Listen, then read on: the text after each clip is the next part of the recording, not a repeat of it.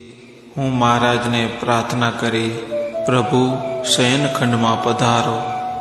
પછી મહારાજ પોતાના શયનખંડમાં પધારેલા છે. મહારાજને કીધું, પ્રભુ ઢોલિયા ઉપર પોઢી જાઓ.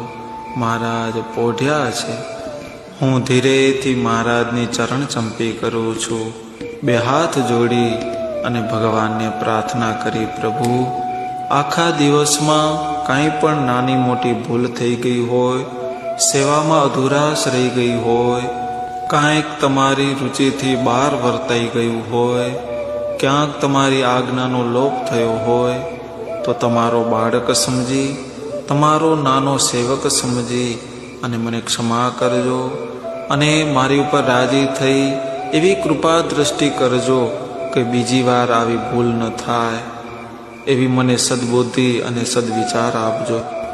આવી રીતે હું મહારાજને પ્રાર્થના કરી એટલે મહારાજ મારા મસ્તક ઉપર હસ્તકમળ મૂકી અને ખૂબ રાજી થયા.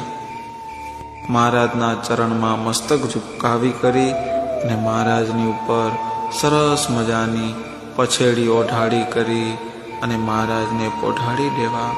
સર્વે સંતો ભક્તો મહારાજના ચરણારવિંદના દર્શન કરી અને સર્વે સંતો ભક્તો પણ મહારાજના ચરણમાં જ પોઢ્યા છે.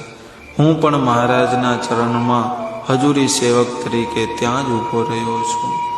આવી ભાવના કરી અખંડ મહારાજની સેવામાં રહેવું. શયનની માનસી પૂજા સમાપ્ત.